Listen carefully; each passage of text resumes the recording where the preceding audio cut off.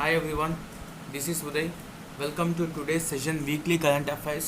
So November 8 నుంచి November 14th వరకు ఉన్న ఇంపార్టెంట్ కరెంట్ అఫైర్స్ అనేది ఇప్పుడు మనం డిస్కస్ చేద్దాము.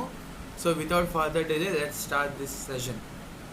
So first question, so which country has launched a commemorative coin? So Mahatma Gandhi గారికి సంబంధించి ఒక కమమరేటివ్ కాయిన్ లాంచ్ చేసింది, యూకే లాంచ్ చేసిందండి. ఓకేనా, లైఫ్ స్టైల్ అండ్ లెగసీకి సంబంధించి.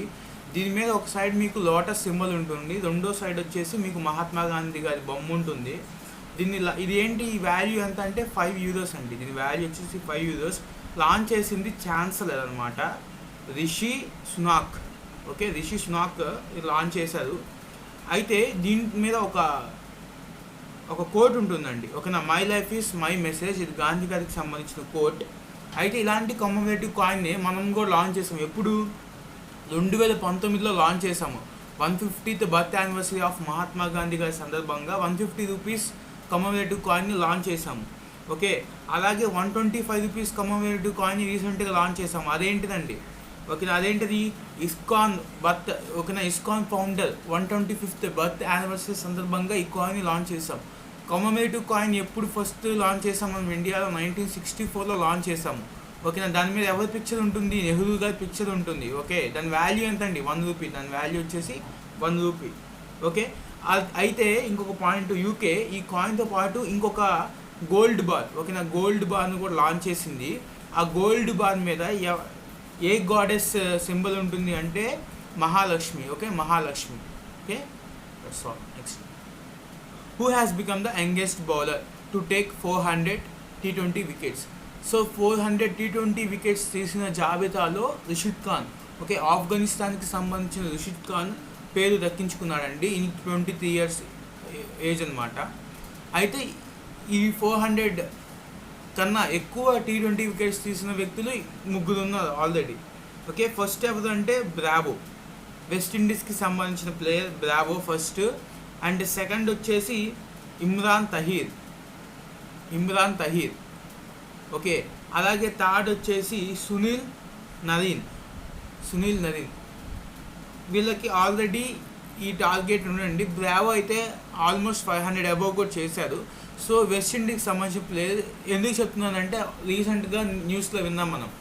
ఓకేనా, ఏంటి అంటే రిటైర్మెంట్ ప్రకటించారు. ఇంటర్నేషనల్ ఫార్మాట్ ఆఫ్ క్రికెట్ నుంచి రిటైర్మెంట్ ప్రకటించిన వ్యక్తి. ఓకే, ఈ T20 ఎక్కడ జరుగుతుందండి? దుబాయ్లో జరుగుతుంది. ఓకే, దుబాయ్లో జరుగుతుంది. Which country has launched the world first earth science satellite?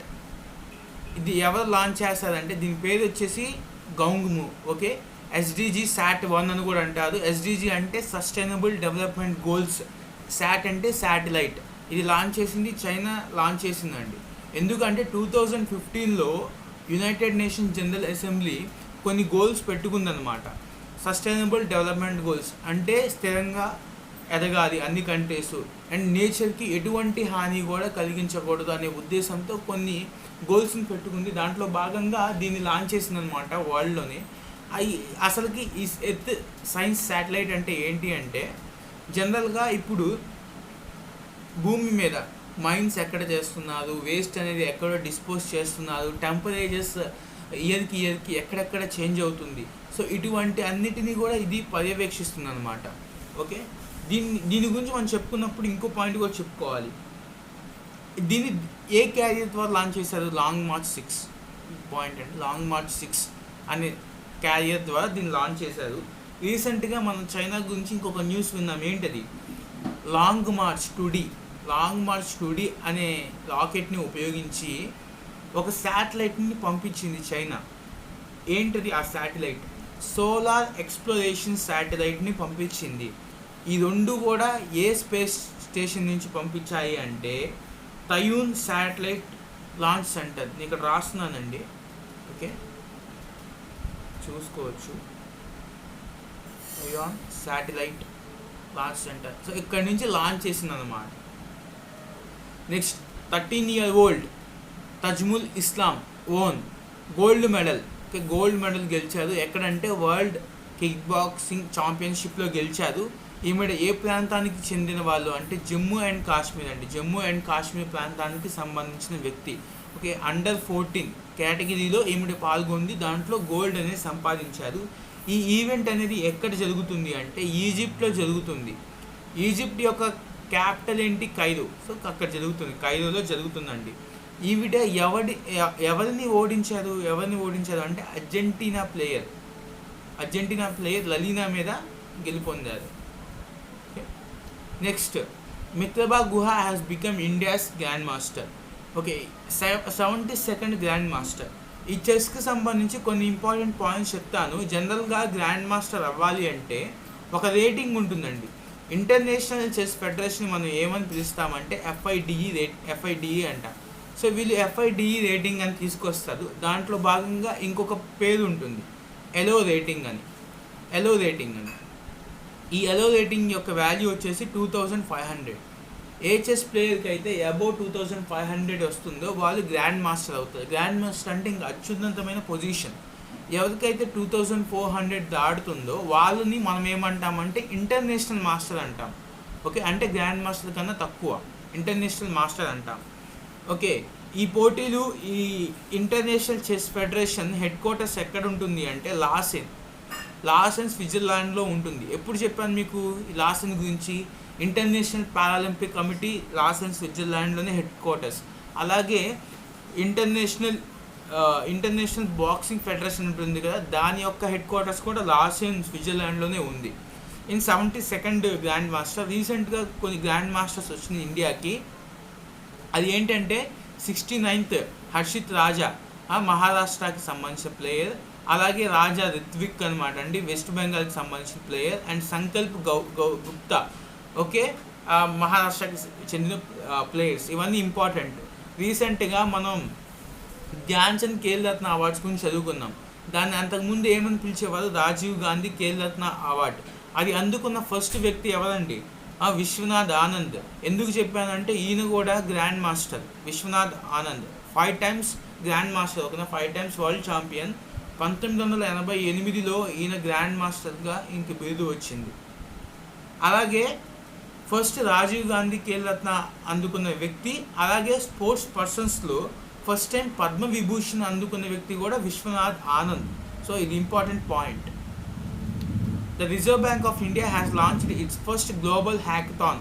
ఒక గ్లోబల్ హ్యాకథాన్ అనేది లాంచ్ చేస్తుంది. దాని పేరు హర్బింగర్ 2021.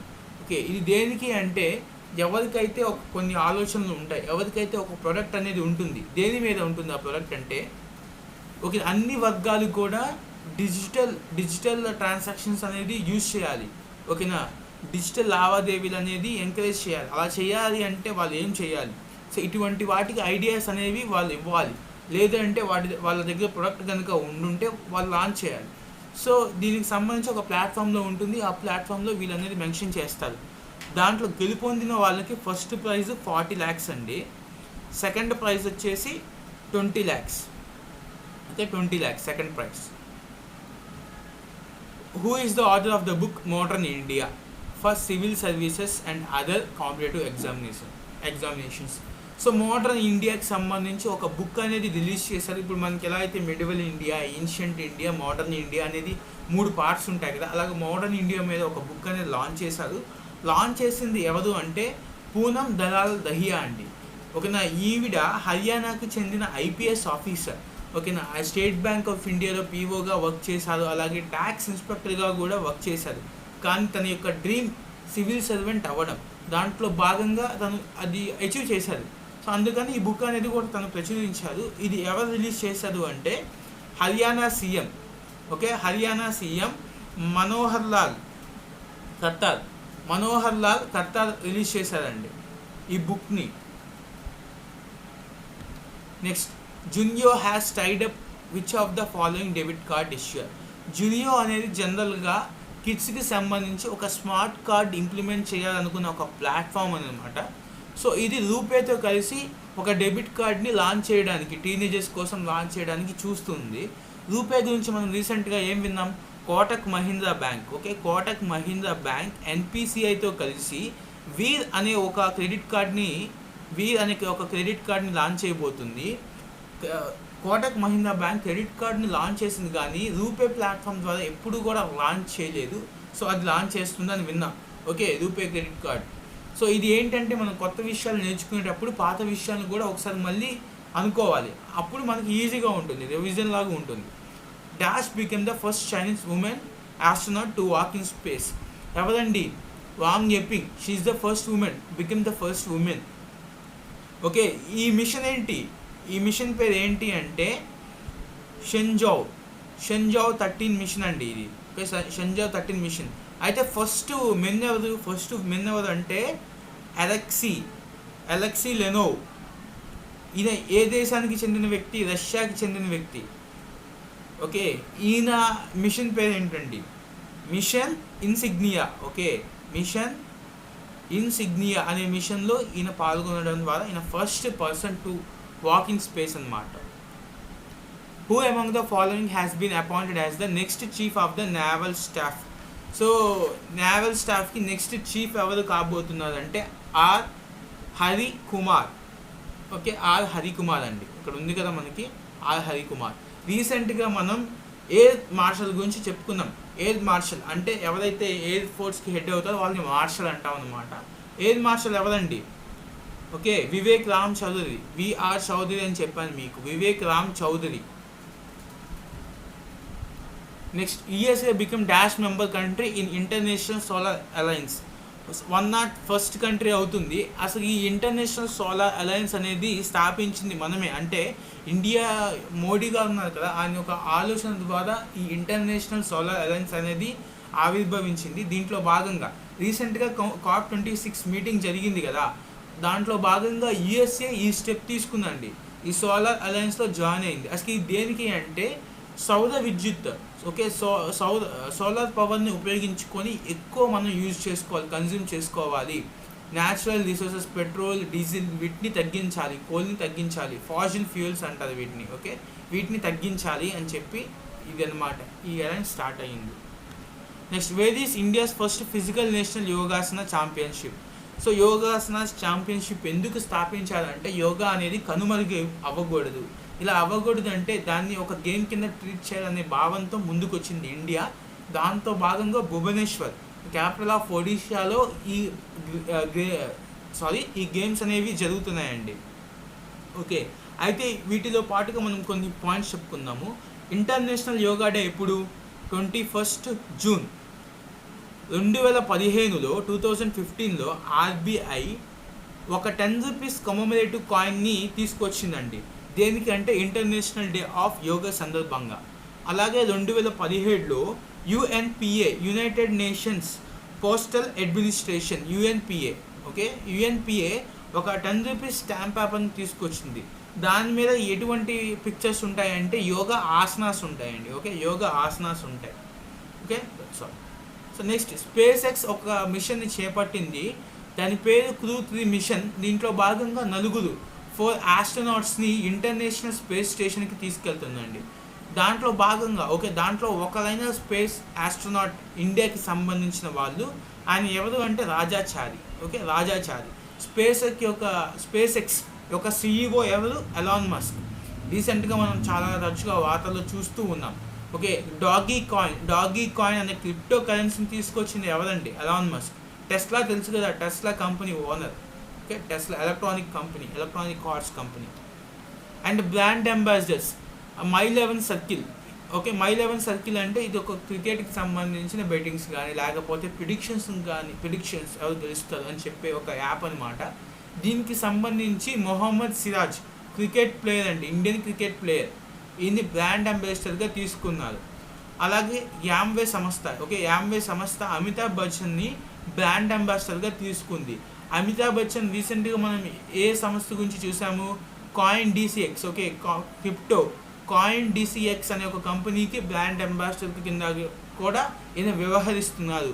అలాగే గుజరాత్ టూరిజం కింద కూడా ఈయన అమితాబ్ బచ్చన్ బ్రాండ్ అంబాసిడర్ ఉన్నారు. అండ్ క్యాడ్బరీ చాక్లెట్, ఇలా చాలా ఉన్నాయండి. ఓకే, చాలా వాటికి ఈయన బ్రాండ్ అంబాసిడర్గా వ్యవహరిస్తున్నారు. Next, Shri Hardeep Singh Puri unveils statue of Maharani Lakshmibai. Okay, Hardeep Singh Puri ఎవరండి? He is the ministry of housing and urban affairs, petroleum and natural gas. ఎక్కడ అన్వీల్ చేస్తున్నారు అంటే మహారాణి లక్ష్మీబాయ్ కాలేజ్ అండి. ఇది ఎక్కడ ఉంటుందంటే హిసార్, హర్యానాలో ఉంటుంది. ఈ స్టాచ్యూ చూసారు కదా. ఇక్కడ మీకు ఒక పాయింట్ చెప్పాలి. ఎప్పుడైతే హార్సెస్ని ఉపయోగించారో స్టాచ్యూలో, దాంట్లో కొన్ని మీనింగ్స్ ఉంటాయండి. ఇలా హార్స్ యొక్క 2 కాళ్ళు కనుక పైన కనుక ఉంటే ఆ వ్యక్తి ఓకేనా యుద్ధంలో పోరాడుతూ చనిపోయారని మీనింగ్. ఒకవేళ ఒక కాలు అనేది నేలపైన, ఒక కాలు గాలిలో ఉండుంటే దాని మీనింగ్ వచ్చేసి ఆ వ్యక్తి యుద్ధంలో గాయాలైంది, తర్వాత ఆ గాయాల ద్వారా చనిపోయారని. ఒకవేళ 2 కాళ్ళు కనుక నేల మీద కనుక ఉండుంటే ఆ వ్యక్తి నార్మల్గా చనిపోయారని చెప్పి మీనింగ్ అనమాట. ఓకే, ఇంపార్టెంట్ అనమాట. ఇలా మీనింగ్స్ అనేవి ఉంటాయి. Next, who has been appointed as the director general of narcotics control bureau, NCB అంటాము. ఎన్సీబీ యొక్క హెడ్ క్వార్టర్స్ న్యూఢిల్లీలో ఉంటాయండి. దీనికి ఛార్జ్, ఇది ఎడిషనల్ ఛార్జ్ కింద సత్యనారాయణ ప్రధాన్ గారు వ్యవహరిస్తున్నారు. ఎడిషనల్ ఛార్జ్ అంటే ఈయనకి ఈ డిపార్ట్మెంట్ కేటాయించారు. అలాగే ఇంకొక డిపార్ట్మెంట్కి కూడా ఈయన డీజీ కింద వ్యవహరిస్తున్నారండి. ఆ డిపార్ట్మెంట్ ఏంటి? National disaster responsible force. Okay, national disaster response force అంటాం.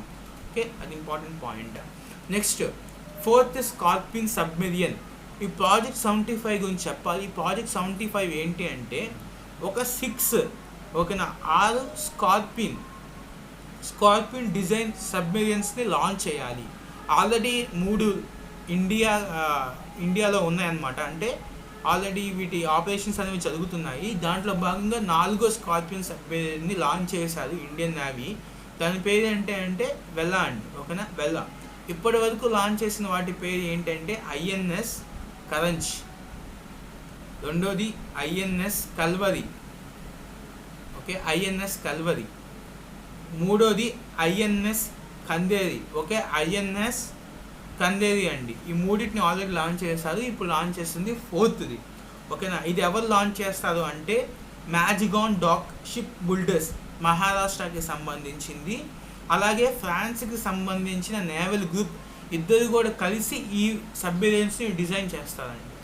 Next, the integrated ombudsman scheme recently launched by PM Modi. So PM Modi రీసెంట్గా ఒక స్కీమ్ ఆంబుడ్స్మెన్ స్కీమ్ని లాంచ్ చేశారు.